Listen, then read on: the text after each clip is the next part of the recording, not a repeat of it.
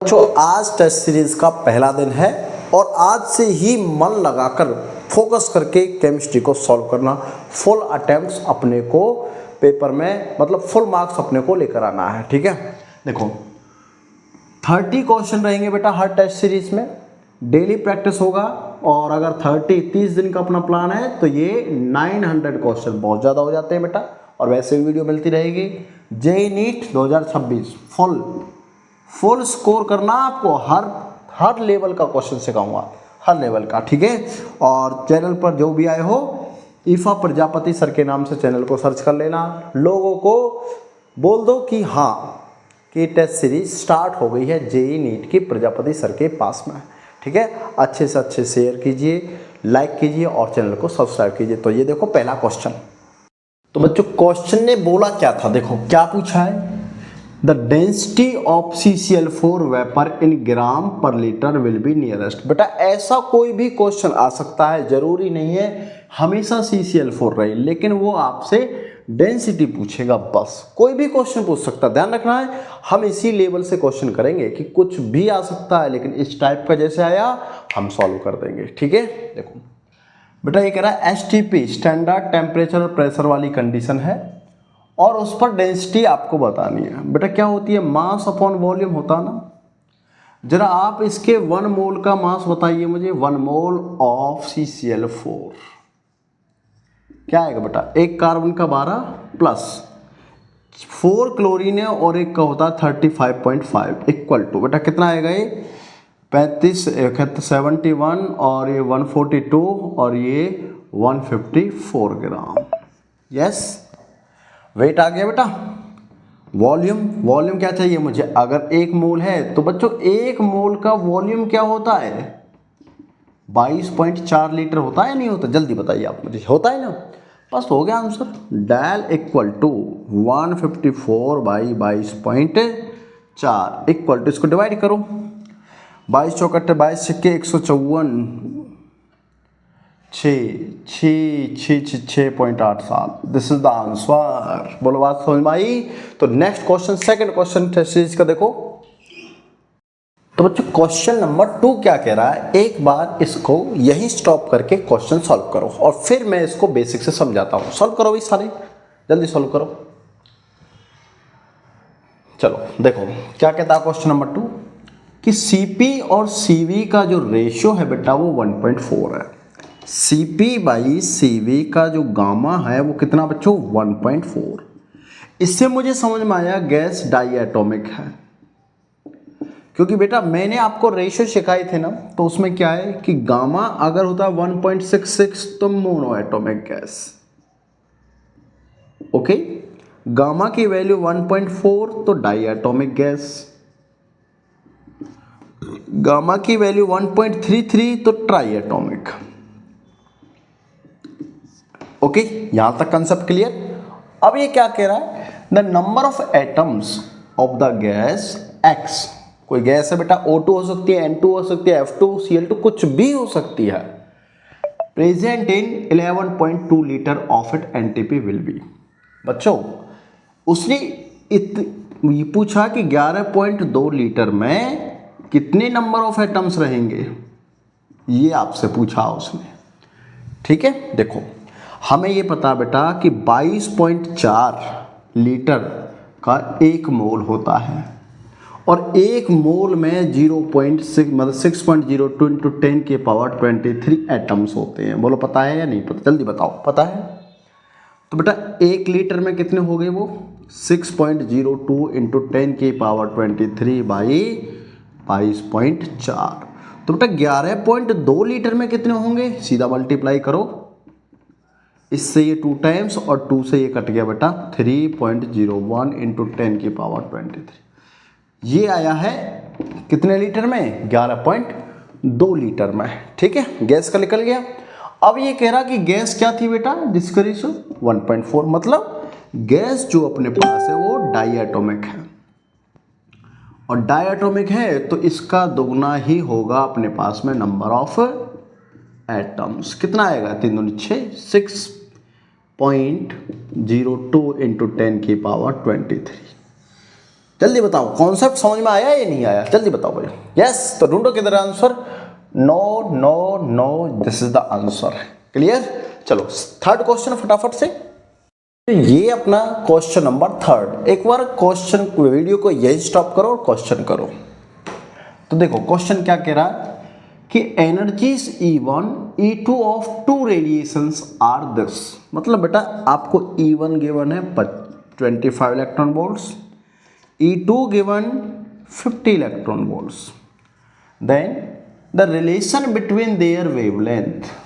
बेटा आपको वेवलेंथ का रिलेशन समझाना, बस क्या करोगे। आंसर आया भाई आपका। हमें पता है कि E equal to hc by lambda होता है। क्लियर है।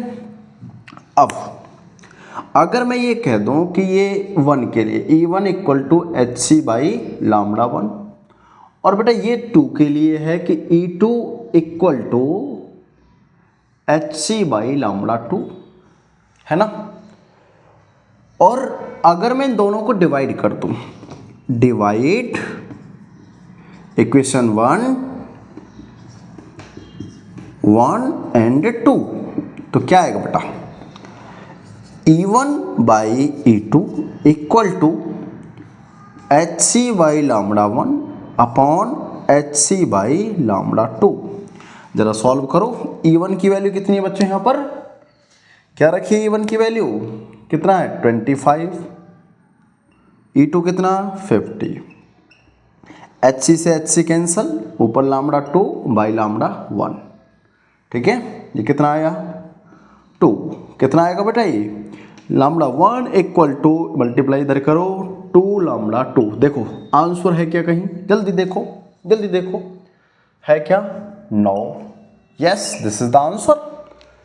Concept clear. चलो नेक्स्ट क्वेश्चन का आंसर करो।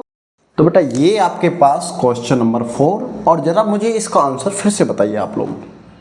देखो क्या कह रहा है, according to the Bohr's theory which of the following transition in hydrogen atom will give rise to least energy of photon। बेटा एनर्जी का फॉर्मूला पता है क्या आपको, E equal to 13.6 Z square, क्या आता है जेड स्क्वेयर 1 अपॉन N1 का स्क्वेयर माइनस 1 अपॉन N2 का स्क्वेयर। बोलो यही होता है या नहीं होता, जल्दी बताइए मुझे। है अगर ये वैल्यू जितनी ज़्यादा होगी क्या उतनी ही कम एनर्जी होगी, जल्दी बताओ, जल्दी बोलो यस और नो, क्योंकि इन्वर्सली है इनके। यस, आंसर आ गया यहीं से।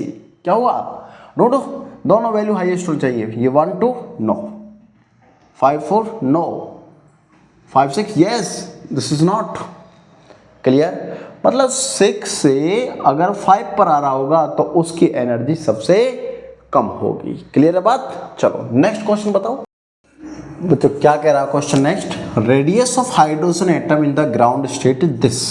बट ये तो फिक्स है, हाइड्रोजन एटम की जो रेडियस है 0.53 एंगस्ट्रॉन ही होगी। Okay, the radius of lithium ion in a similar state.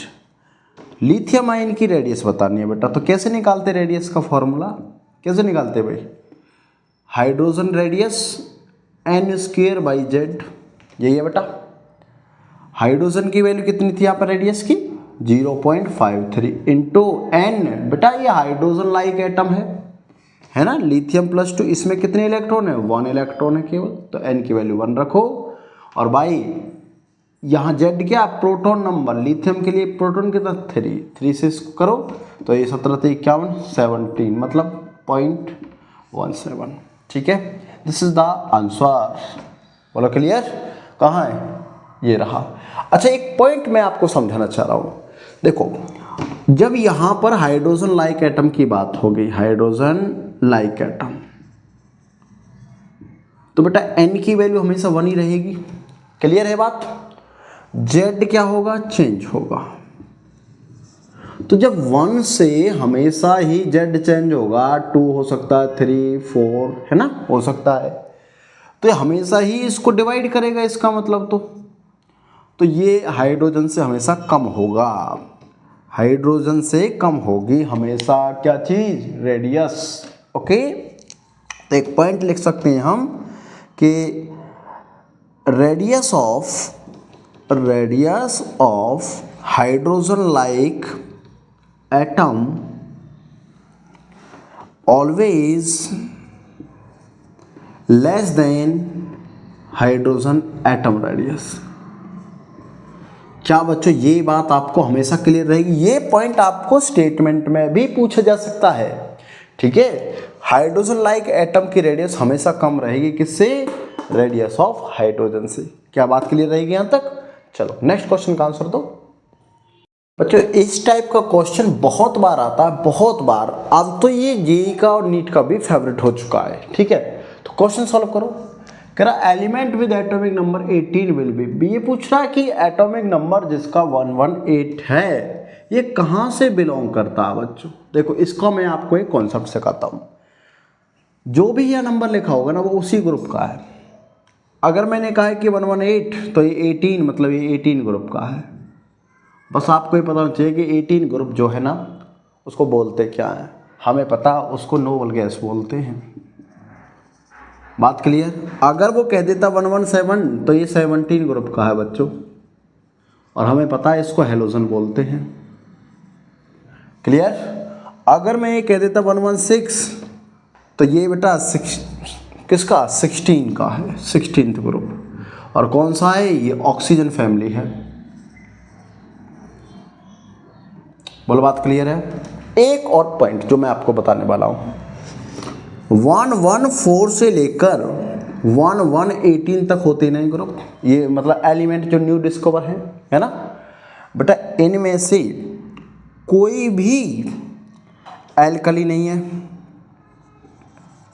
Alkali नहीं है और कोई भी एल्कलाइन नहीं है। ये ध्यान रखनी है आपको बात, ठीक है। कोई भी एल्कली नहीं है और कोई भी एल्कलाइन नहीं है क्या? ये यहाँ से 112 तक, 104 से 112 तक तो है बेटा ये ट्रांजिशन, ओके। और 113 से लेकर 1118 तक ये है पी ब्लॉक। बोलो याद रखोगे या नहीं? आंसर आ गया अपना, this is the noble gas. Clear? चलो नेक्स्ट क्वेश्चन का आंसर फटाफट। हाँ तो बेटा क्या आंसर आना चाहिए इस क्वेश्चन का? पॉलिंग स्केल से आपसे क्वेश्चन पूछा गया है। बहुत आसान है, इंपॉर्टेंट भी है, क्योंकि हम थ्योरी के ऐसे ही क्वेश्चन छोड़ देते हैं बच्चों। कह रहा Pauling electronegativity value of the element useful in prediction या प्रेडिक्टिंग क्या करती है भाई? पोलैरिटी ऑफ द मॉलिक्यूल, बिल्कुल right. Position EMF, no. EMF कहाँ पढ़ते हैं बेटा? इलेक्ट्रो में पढ़ते हैं, ठीक। लेकिन यहाँ तो इलेक्ट्रोनेगेटिविटी वाली बात है। Coordination number, no. Dipole moment, no. This is the answer. Clear? चलो नेक्स्ट क्वेश्चन बच्चों। पहले स्टेटमेंट पढ़ो क्वेश्चन की, और स्टेटमेंट पढ़ने के बाद ऐसे क्वेश्चन छोड़ने नहीं होते, ऐसे क्वेश्चन को ध्यान से पढ़ना होता है, ठीक है। पढ़ो और आंसर करो। देखो क्या कह रहा है, the boiling point of paranitrophenol is higher than orthonitro. बेटा ये है पैरानाइट्रोफिनॉल और ये रहा ऑर्थोनाइट्रोफिनॉल, है ना। ये कह रहा है इसका बॉइलिंग पॉइंट हाई है। क्लियर बात? अच्छा हमने पढ़ा था ना क्यों हाई होता है? क्योंकि इसमें तो होती है इंट्रामोलिकुलर हाइड्रोजन बॉन्डिंग। कौन सी हाइड्रोजन बॉन्डिंग है? Intramolecular H bonding. और इसमें होती है बेटा इंट्रा, है ना। तो ढूंढो ऑप्शन। इसका बॉइलिंग पॉइंट हाई होता है इसीलिए इंट्रा की वजह से, ठीक है। क्या होगा बेटा? देखो NO2 group at ortho behave different way, no. ये अपना आंसर नहीं है। Intermolecular hydrogen bonding existing para, बिल्कुल right. Intramolecular hydrogen bonding para, no. Paranitrogen high molecular, no. This is the answer. Concept clear हुआ? Very good. नेक्स्ट क्वेश्चन का answer करो बेटा। इसका कॉन्सेप्ट मैंने आपको बिल्कुल एज इट इज सिखाया था, ठीक है। जरा आंसर बताओ मुझे, क्या आंसर है? स्ट्रॉन्गेस्ट हाइड्रोजन बॉन्डिंग इन, बच्चों एक मैंने H2O लिखा था और एक HF। अगर आपसे पूछा स्ट्रॉन्गेस्ट कौन, तो H2F तो हो गया स्ट्रॉन्गेस्ट इलेक्ट्रोनेगेटिविटी के अकॉर्डिंग। और आपसे अगर पूछे maximum hydrogen bonding, maximum H bonding, तो हो गया अपने पास में H2 आंसर। ध्यान रखना है इस बात को, ओके। अगर स्ट्रॉन्गेस्ट पूछा HF और मैक्सिमम पूछा तो H2O। क्लियर? चलो नेक्स्ट क्वेश्चन। बच्चों बॉन्ड एंगल पूछा आपसे, क्या पूछा? मैक्सिमम बॉन्ड एंगल किसका? नाइट्रोजन का। देखो हमें ये पता है अगर sp हो, sp2 हो, sp3 हो, तीन हाइब्रिडाइजेशन हमें मोस्ट कॉमन पता है। sp होती है बेटा लीनियर ज्योमेट्री और लीनियर होती है ये a b, एंगल कितना बच्चों? 180। sp2 होती है ट्राइगोनल और ट्राइगोनल होती है ये, एंगल कितना बेटा? 120। और sp3 होती है टीडी टेट्राहेड्रल, एंगल कितना है इसमें? एंगल होता है बेटा परफेक्ट टेट्राहेड्रल का एंगल 109.28। तो क्या हम ये कह सकते हैं कि जिसकी हाइब्रिडाइजेशन sp है उसका एंगल हमेशा ज़्यादा रहेगा? बोलो जल्दी बताओ, है ना? Don't know. NO2 प्लस, मैंने आपको हाइब्रिडाइजेशन का भी ट्रिक समझाया था, याद हो तो? कुछ याद हो तो समझाया था भाई। NO2 माइनस है, अब माइनस कैसे देखा भाई इस पर, है ना? चलो ये लो माइनस हो गया। क्लियर? हाइब्रिडाइजेशन निकालो इसकी, यहाँ लोन पेयर है, क्या आएगा? 1 sigma lone pair this is sp2, no NO2 plus, ये प्लस चार्ज, हाइब्रिडेशन निकालो, एक सिग्मा दूसरा sigma, this is sp, this हो गया 180। बोलो बात क्लियर? बस आंसर हो गया अपना। समझ में आई ये बात? Very good. Next question. चलो बेटा क्वेश्चन नंबर 11 पढ़ो इसको पहले कि linear combination of two hybridised orbital belong to atoms each having 1 electrons leads to. बेटा हर एक में कितने? 2 एटम्स हैं और एक में कितना? 1 इलेक्ट्रॉन, मतलब एक एटम ये 1 इलेक्ट्रॉन, दूसरा एटम ये, इसमें भी 1 इलेक्ट्रॉन। अब ये कह रहा किस टाइप से ये हाइड्रोजन मतलब किस टाइप से बॉन्डिंग करेगा। तो जिस टाइप से बॉन्डिंग करेगा हमें वो बताना कि कौन सा टाइप का बॉन्ड है। बेटा मुझे ये पता है कि पाई बॉन्ड में तो 2 इलेक्ट्रॉन होने चाहिए ऐसे, तब जाके पाई बॉन्ड हो सकता है। तो पाई बॉन्ड अपना आंसर नहीं है क्योंकि इसने बोला 1 इलेक्ट्रॉन, है ना? कोऑर्डिनेट बॉन्ड में क्या होता है बच्चों कि एक के पास में फ्री इलेक्ट्रॉन्स होते हैं और दूसरे के पास में डेफिशिएंसी, दैट इज ये डोनेट करता है, तो टोटल इलेक्ट्रॉन इसके पार्टिसिपेट करते हैं, इसके पार्टिसिपेट नहीं कर रहे। डबल बॉन्ड पाई बॉन्ड से ही बनता है, ये भी नहीं है, दैट इज सिग्मा बॉन्ड, क्योंकि एक इलेक्ट्रॉन से एक इलेक्ट्रॉन इसका, दैट इज सिग्मा बॉन्ड। उम्मीद है क्लियर हुआ होगा। चलो नेक्स्ट क्वेश्चन। बच्चों ध्यान से क्वेश्चन को पढ़ो। क्वेश्चन थोड़ा लेंथी सा बनाया गया, डायग्राम दिखा के डराने की कोशिश की गई, लेकिन ऐसा कुछ नहीं है, बहुत इजी हम इसको सॉल्व करेंगे। देखो कह रहा रिवर्सिबल एक्सपेंशन, ओके बात क्लियर, ठीक है, रिवर्सिबल एक्सपेंशन हो रहा हुआ of an ideal gas under isothermal और एडिएबैटिक कंडीशन। ठीक है बेटा, आइसोथर्मल सबसे पहला पॉइंट यहीं पर आओ, मतलब टेम्परेचर कांस्टेंट होगा बेटा, और एडिएबैटिक मतलब क्यू कांस्टेंट, हीट कांस्टेंट। ठीक है, अब यहां पर आओ, ये कह रहा है आर सोन बेगो ए बी आइसोथर्मल है, मतलब ए बी आइसोथर्मल है, दिस इज द आइसोथर्मल, और ए सी एडिएबैटिक। ठीक है, मान ली बात, ओके। कह रहा which of the following option is not correct, कौन सा करेक्ट नहीं है। देखो बेटा बी और ए, पहली बात आप ये सुनिए, अगर मैं इसको कह ले ये इनिशियल टेम्परेचर हो गया, इनिशियल क्या हो गया? टेम्परेचर, है ना, और ये दोनों फाइनल हो गए। अगर ये एडिएबैटिक है तो क्या एडिएबैटिक का टेम्परेचर जो है वो फाइनल ज़्यादा होता है क्या? जल्दी बताइए, यस, बस इतना बता दीजिए मुझे, यही आंसर है इसका। कि ये कह रहा कि ये टेम्परेचर है कुछ यहाँ पर कुछ होगा और ये टेम्परेचर यहाँ पर बढ़ गया सी, तो क्या ये टेम्परेचर इंक्रीज होगा क्या? किससे? सी से, ए से? जल्दी बोलो यस और नो। नो, एडिएबैटिक में फाइनल टेम्परेचर कम होता है इनिशियल से। बात समझ में आई? क्योंकि एडिएबैटिक में क्या है, हीट जीरो, तो टेम्परेचर थोड़ी बढ़ जाएगा, बताओ टेम्परेचर बढ़ेगा क्या? नहीं ना। तो इन्होंने टेम्परेचर सी का ज़्यादा क्यों दिखा रखा है इससे? भाई जब एडियाबैटिक प्रोसेस है, दोबारा सुनो, एडियाबैटिक प्रोसेस है और क्या है उस एडियाबैटिक में? Q0 मतलब हीट जीरो है, तो क्या टेम्परेचर T1 से T2 क्या डिफरेंट होगा या नहीं? जल्दी बता मुझे। अरे नहीं भाई, नहीं होगा ना। तो फिर ये TC ये वाला टेम्परेचर ज़्यादा क्यों दिखाया हुआ है इससे? हटाओ। हाँ, एंट्रोपी आइसोथर्मल की हमेशा ज़्यादा होती है, TA TB बिल्कुल बराबर होगा, अभी तो समझाया मैंने। और W आइसोथर्मल का ये भी हमेशा ज़्यादा होता है। लो आंसर था, क्लियर। चलो नेक्स्ट।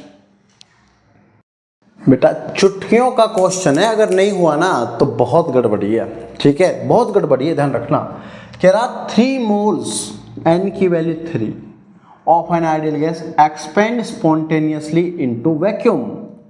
इनटू वैक्यूम यही है बेटा आंसर, तो इनटू वैक्यूम। भाई वैक्यूम हो रहा है, इसका मतलब फ्री एक्सपेंशन, और अगर फ्री एक्सपेंशन है तो पी एक्सटर्नल क्या है? 0 है, तभी तो है। तो बेटा डेल्टा U इक्वल टू क्या होता है? Q plus W। क्या ये फॉर्मूला लगेगा इसमें? ना, हीट वगैरह कोई बात ही नहीं है। तो क्या इसमें W equal to minus P del V लगेगा क्या? यस। जरा P की वैल्यू 0 रखो तो dV भी क्या हो जाएगा? 0। बस work done 0, that is the answer. Next question 14 का आंसर पढ़िए। डायरेक्ट बेस क्वेश्चन आया बेटा, एनसीईआरटी का क्वेश्चन है डायरेक्ट, ठीक है। क्या कह रहा है? Absolute enthalpy of neutralisation of, ये एक रिएक्शन है। ये कह रहा है कि न्यूट्रलाइजेशन की वैल्यू 57 पॉइंट माइनस में, ग्रेटर देन या इससे ज़्यादा या इससे कम या इतनी। बेटा इतना तो श्योर है एंथैल्पी ऑफ न्यूट्रलाइजेशन नेगेटिव में होगी, तो ये तो नहीं है। अब MgO जो है वो एक वीक बेस है और HCl जो है वो स्ट्रॉन्ग एसिड है। तो न्यूट्रलाइजेशन मुझे बताइए क्या फास्ट होगा या स्लो होगा? बस इतना बता दीजिए। स्लो होगा, सिंपल सी बात है भाई। एक स्ट्रॉन्ग दूसरा स्ट्रॉन्ग तो फास्ट, एक वीक दूसरा वीक तो भी कह सकते हैं ठीक है बहुत कम या हो जाएगा जल्दी। लेकिन एक बहुत ज़्यादा वीक है और एक बहुत ज़्यादा स्ट्रॉन्ग है, तो न्यूट्रलाइजेशन स्लो होगा, मतलब वैल्यू जो होगी ग्रेट लेस देन जाएगी। किधर है? ये रहा, लेस देन दिस। बोला क्लियर। चलो नेक्स्ट क्वेश्चन। बेटा पढ़ो इस क्वेश्चन को, क्वेश्चन नंबर 15 है, पहले पढ़ो और फिर आंसर दो इसका, ठीक है। देखो क्या कह रहा कि यहाँ से ये बन रहा है और ये कह रहा है इक्विलिब्रियम, मतलब ये इक्विलिब्रियम है, ठीक है। अबाउ रिएक्शन 298 Kc की वैल्यू आपको गिवन है 3.0 इंटू 10 की पावर माइनस 59। कह रहा है if the O2 concentration of O2 at equilibrium this, then concentration of O3 बताना है। तो बच्चों जब हम Kc निकालते हैं, कैसे निकालते हैं? Concentration of product upon concentration of reactant. तो Kc इक्वल टू प्रोडक्ट कितना बेटा? O3 पावर लगाओ 2 अपॉन रिएक्टेंट कितना है? O2 पावर लगाओ कोएफिशिएंट को 3, रखो वैल्यूज। Kc 3.0 इंटू 10 की power minus 59 equal to O3 के कॉन्सेंट्रेशन मुझे निकालना है अपॉन में क्या बेटा? O2 मतलब कितना था ये? 0.44 कितना क्यूब, ठीक है।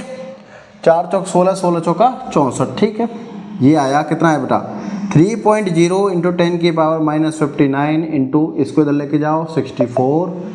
बेटा इसको 16 चौका मतलब 0.4 इंटू 0.4 करोगे तो जरा बताओ कितना आएगा? 4 चौक 16, 16 चौका 64, कितने के बाद पॉइंट है? 3, इसके बाद मतलब 1 2 और ये 3, यहाँ पॉइंट लगेगा। बात क्लियर। अगर ये है और इसको मैं क्या करूं, थोड़ा सा और बढ़ा लेते हैं, है ना, थोड़ा सा और बढ़ा लेते हैं, इसको यहाँ कर लेते हैं। तो यहाँ कितना आएगा? 3.0 इंटू 10 की पावर, इसको कर लो 60 इंटू में कितना आएगा ये? 0.64 इक्वल टू O3 का स्क्वायर। बेटा स्क्वायर चढ़ा दो इस पर, क्या आएगी वैल्यूज, √3 इंटू 10 की पावर -60 और इंटू 0.64। 0.64 क्या लिख सकता हूँ मैं, 0.8, 8 से 24। यस, हो गया आंसर भाई, आ गया 0.8, 8 से 24, तो इसका मतलब 2.4, 8 से 24, 0.8, एक के बाद पॉइंट है, यस, इंटू 10 की पावर -60 बेटा 24 कितने के उसमें आता है जरा बताइए, ये 5 के एक्सपेक्ट में आएगा ना, 4 पॉइंट समथिंग आएगा, 4.8 के समथिंग है कहीं, देखो 4 पॉइंट इसी में है बेटा, इसको कैलकुलेट कर लेंगे आंसर आ जाएगा। ओके, तो 4 पॉइंट इसी के समथिंग आ रहा answer, that is the answer. Clear रहा। नेक्स्ट क्वेश्चन, तो इस टाइप के क्वेश्चन को कैसे सॉल्व करना है थोड़ा सा बताओ, आंसर करो पहले इसका। आप लोग कैसे करोगे भाई इसका आंसर, देखो बहुत सिंपल है, कैसे करना है सुनो। हमें KSP गिवन है ना, और हमसे पूछा मोस्ट सॉल्युबल, इसका मतलब मुझे इसका सॉल्युबिलिटी प्रोडक्ट निकालना पड़ेगा, 1 बाय 1 देखना पड़ेगा। करते हैं, ठीक है। देखो पहले करते हैं हम Bi2S3 का। बेटा जब इसको तोड़ेंगे तो 2Bi प्लस 3S बनेगा या नहीं बनेगा, जल्दी बताओ।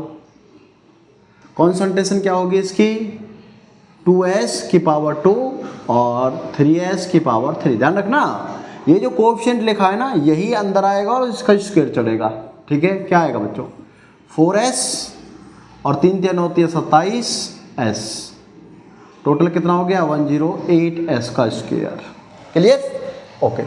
MnS, इसको तोड़ो बेटा, Mn पॉजिटिव और S से ये 2 है तो ये 2 नेगेटिव। क्लियर, तो ये तो बेटा 1 ही है S और ये भी S, तो क्या आ जाएगा, ये आ जाएगा S का स्क्वायर, ठीक है। ये तो नहीं है आंसर, क्योंकि अभी तक तो ये हाईएस्ट है, कॉपर वाला भी नहीं होगा और Ag2S ये भी नहीं होगा, आंसर दिस। बहुत सिंपल। चलो नेक्स्ट क्वेश्चन का आंसर करो बच्चों, बहुत ही इंपॉर्टेंट क्वेश्चन है ये, और सॉल्यूशन करो इसका और मुझे आंसर कमेंट बॉक्स में बताइए आप लोग, जल्दी फास्ट जल्दी कीजिए। देखो आंसर मैं समझाता हूँ आप, कह रहा सॉल्युबिलिटी प्रोडक्ट ऑफ AgI, मतलब AgI का KSP, इसी को बोलते हैं बेटा सॉल्युबिलिटी प्रोडक्ट। कितना गिवन है, 1.6 इंटू 10 की पावर -16, ठीक है। और अगर मुझे निकालते हैं सॉल्युबिलिटी प्रोडक्ट, जब निकालते हैं तो बेटा कैसे लिखते हैं, इसको डिसोसिएट करते हैं Ag प्लस I नेगेटिव। बोला ऐसे होता है, ऐसे होता है या नहीं होता, जल्दी बताओ, है ना। अब ये कह रहा था सॉल्युबिलिटी ऑफ AgI इन 10 की power -4 normal solution of KI। अगर मैं इस AgI को KI में डिसॉल्व करूं, और KI में बेटा कॉन्सेंट्रेशन कितनी है, 10 की पावर -4 ऐट 25, तो सॉल्युबिलिटी क्या होगी भाई। सबसे पहले जब हम KI को यहाँ से देख रहे हैं, मुझे पता है ये K प्लस बना और ये I नेगेटिव बना, बोले यस और नो। अगर इसकी कॉन्सेंट्रेशन 10 की पावर -4 है तो बेटा इसकी भी तो 10 की पावर -4 होगी और इसकी भी 10 की पावर -4 होगी, बोलो यस और नो, होगी या नहीं होगी। अगर मैं इसकी कॉन्सेंट्रेशन को मान लो मैं इसको मिक्स कर रहा हूँ इस पर, है ना, क्या कर रहा हूँ, मिक्स। टोटल I जो होगा वो कितना होगा बेटा, जब मैंने इसमें मिक्स किया तो वो मिक्स किया तो ये होगा 10 की पावर -4 प्लस x, यही होगा टोटल जो I नेगेटिव है बेटा वो यही होगा, है ना। अब AgI का निकालना ना, तो अगर ये मैंने I नेगेटिव x कंसीडर किया है इसमें, तो क्या Ag भी x ही होगा, बोलो जल्दी बोलो, यस और नो।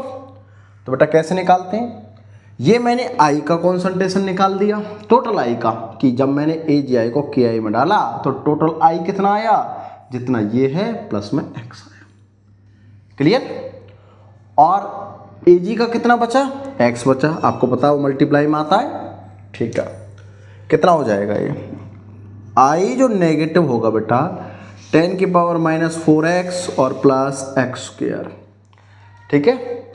अगर x बिल्कुल लेस लेस लेस देन 1 है तो इसको हम नेगलेक्ट कर देंगे। क्या कर देंगे? नेगलेक्ट कर देंगे। बहुत वेरी स्मॉल है, या लिख देंगे वेरी स्मॉल। x क्या है? Very small. ठीक है, तो ये आ गया बेटा। अब मेरे पास में ये टोटल जो ये टोटल आई था, यहाँ से आया है KSP। क्या है ये? KSP of AgI। कब? When dissolve in KI। जब ये KI में डिसॉल्व किया तो KSP आ गया, है ना। और ओरिजिनल जो हमारे पास KI था उसका सॉल्युबिलिटी कितना था बेटा? ये रहा। तो इस KSP का ये रहा। तो क्या मैं दोनों KSP को, इसको और इसको इक्वेट कर दूं?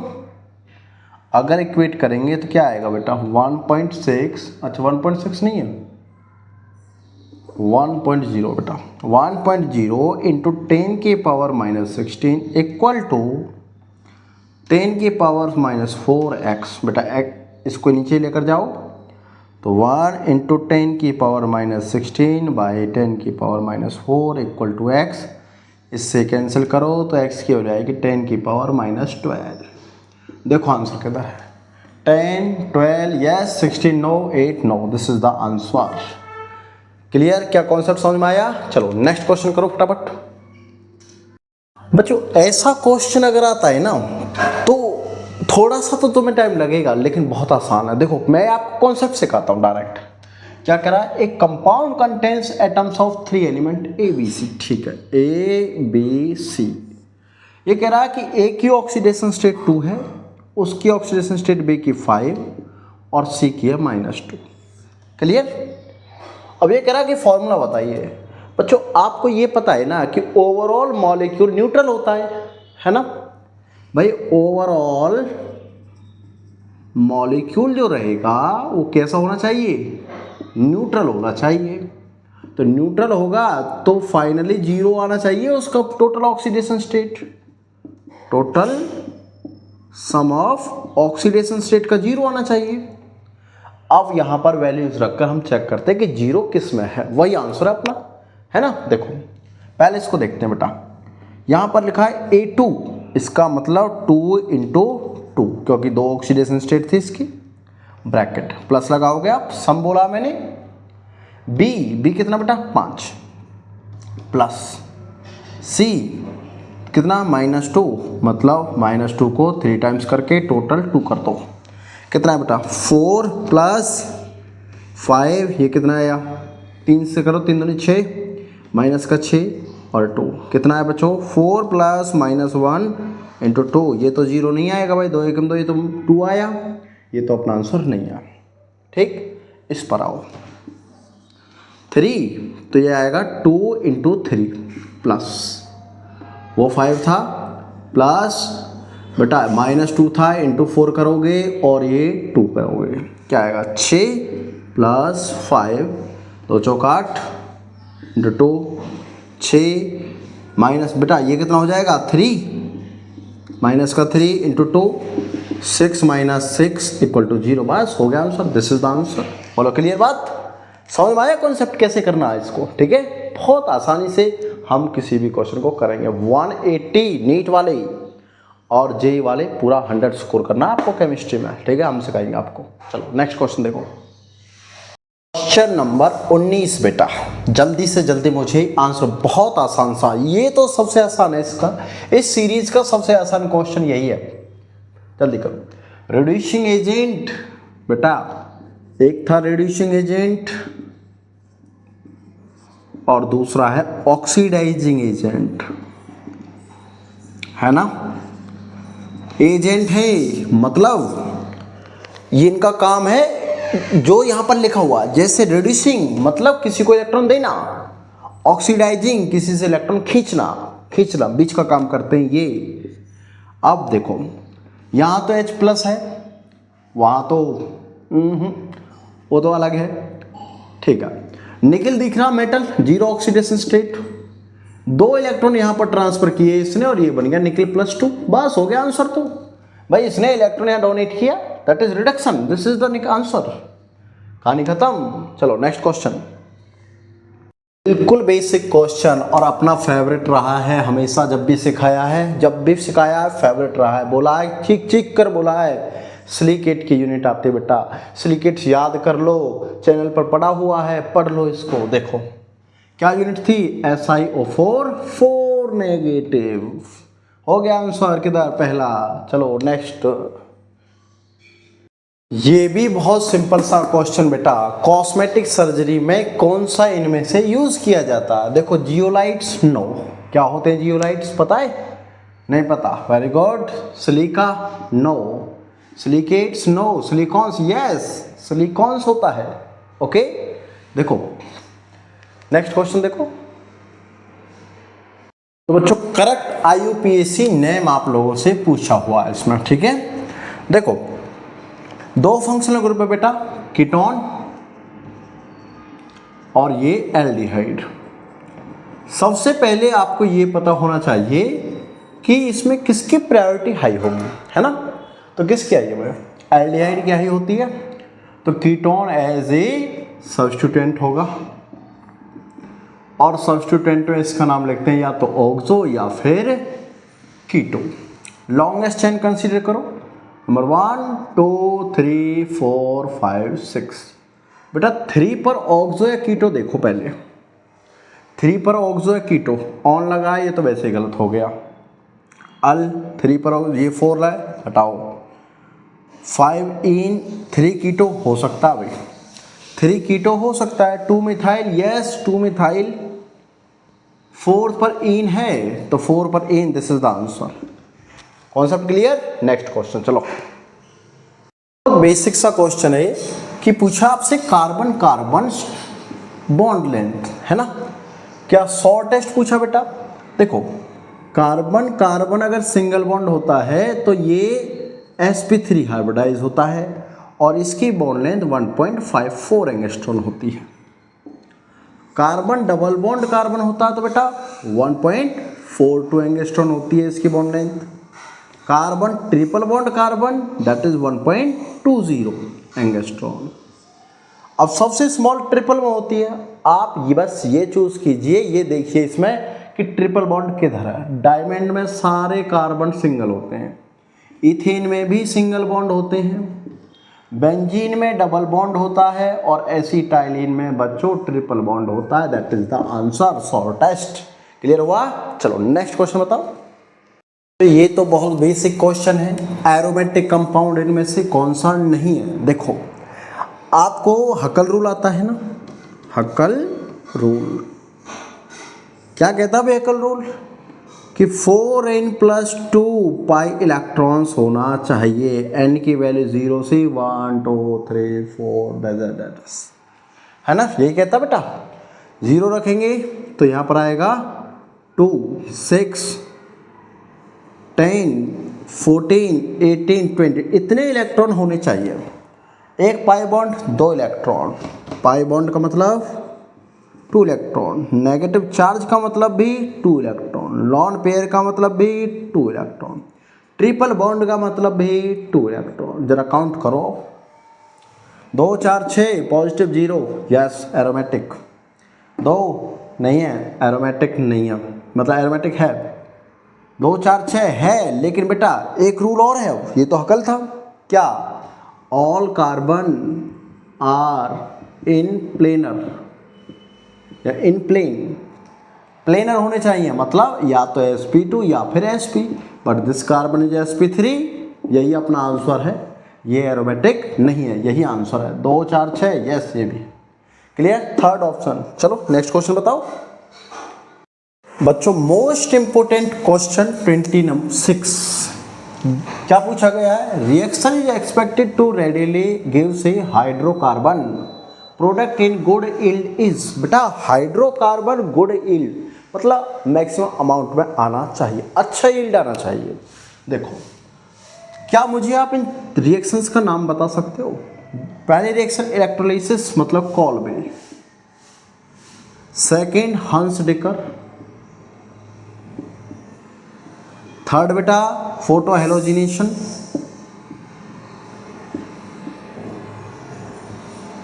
और फोर्थ SN1। क्लियर, 4 रिएक्शन थी। अब मुझे ये पता है कॉल्वे में प्रोडक्ट बनता है आर आर, एल्कीन बनेगा। इसमें भी क्या बनता है बेटा, आर और एच। इसमें क्या बनता है, ये तो CH3 CH2Cl बनेगा, और ये क्या बनेगा बेटा, CH3 CH3, इधर भी CH3 और इधर OC2H5। बेटा अच्छा सा एल्केन बना किधर, हाइड्रोकार्बन किधर बना, इसमें हाइड्रोकार्बन यहाँ बना, देखो RR, मतलब ये डबल हो गया, simple, this is the answer. Yes, चलो नेक्स्ट क्वेश्चन करो। क्वेश्चन नंबर 78, जल्दी से सॉल्व करो बेटा, जल्दी से जल्दी। क्या पूछा है, which of the following conformer for ethylene glycol is most stable. बेटा इथाइलिन ग्लाइकोल ये होता है, this is the ethylene glycol. अब अगर इसकी कन्फर्मेशन हम बनाएं तो बेटा इनमें अगर कहीं भी हाइड्रोजन बॉन्डिंग है, बेटा कौन कौन सी फॉर्म है, दिस इज गॉची, क्योंकि दोनों ग्रुप 60 डिग्री पर। ये कौन सी बेटा, स्टैगर्ड, जिसको हम एंटी बोलते हैं, है ना। ये कौन सी है, दिस इज एक्लिप्स, और ये कौन सी है बच्चों, हाफ एक्लिप्स। ये भी आपको ध्यान रखना है, ठीक है। अगर दोनों सेम ग्रुप बिल्कुल पास पास में होंगे, एक्लिप्स, अपोजिट हुआ एंटी मतलब स्टैगर्ड, और बिल्कुल 120 से हुआ तो हाफ, लेकिन अगर 60 से हुआ तो ये। अब इसमें हाइड्रोजन बॉन्डिंग पॉसिबल है, तो इसलिए ये मोस्ट स्टेबल है, ठीक है। नेक्स्ट क्वेश्चन, तो क्वेश्चन नंबर 28, देखो क्या कह रहा है, कंपाउंड X, कोई कंपाउंड है X और उसमें डाल दिया गया O3, किसकी प्रेजेंस में डाला बेटा, जिंक H2O, ठीक है। आप मुझे इसका आंसर बताइए कमेंट बॉक्स में, वीडियो को स्टॉप करके। गिव्स फॉर्मल्डिहाइड, क्या मिल रहा बेटा, एक तो मिल रहा है फॉर्मल्डिहाइड लाइक दिस, और एक मिल रहा है 2 मिथाइल प्रोपेनल, ठीक है।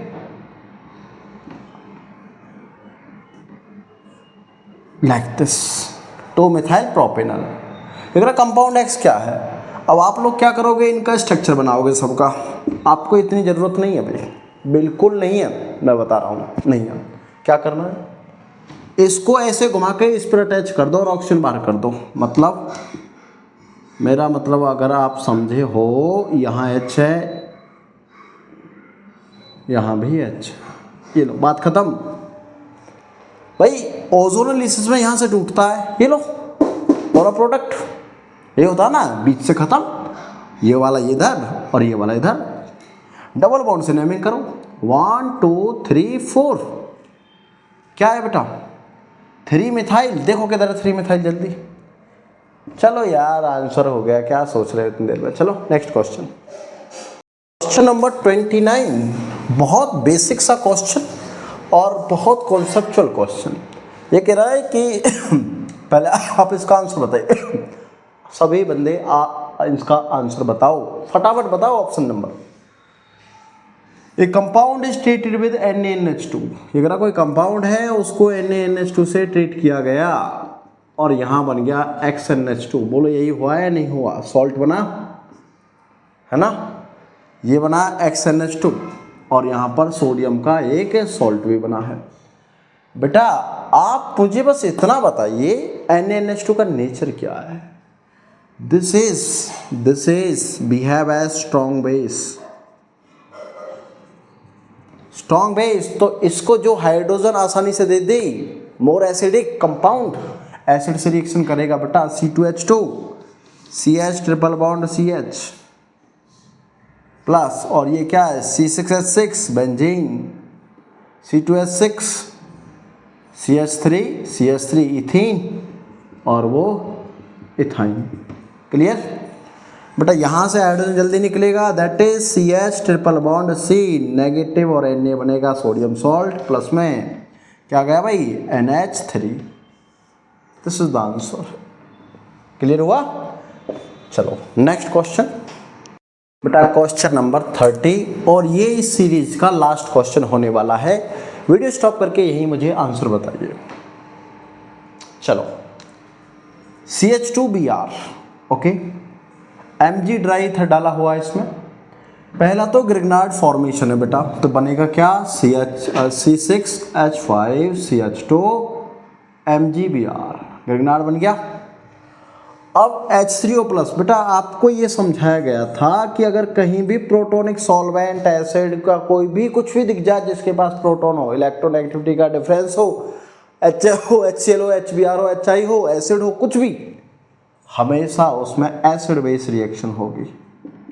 कौन सी रिएक्शन? Acid base. तो बनेगा क्या बेटा C6H5CH, बेटा ये नेगेटिव है क्योंकि ये मैग्नीशियम इसको इलेक्ट्रॉन देगा। ग्रिग्नार्ड में न्यूक्लियोफाइल बनता है और बेस बनता है, तो बना क्या, ये यहाँ से H लेगा, दैट इज CH3। ढूंढो किधर है? No no no, this is the answer. Okay, तो बच्चों टेस्ट सीरीज का पहला अटेम्प्ट, पहला दिन आप लोगों ने बहुत अच्छा किया। चलो अच्छे से मुझे कमेंट बॉक्स में सबके आंसर चाहिए जिन्होंने भी ये सॉल्व किया, ठीक है। फिर मिलते हैं नेक्स्ट धमाकेदार क्वेश्चंस के साथ, आपकी प्रिपरेशन को इतना बेहतर बना देंगे कि आपको लगेगा एग्जाम में बैठते ही सारे क्वेश्चन हो जाएंगे। चलो मिलते हैं, तैयारी करते रहिए, best of luck, thank you very much.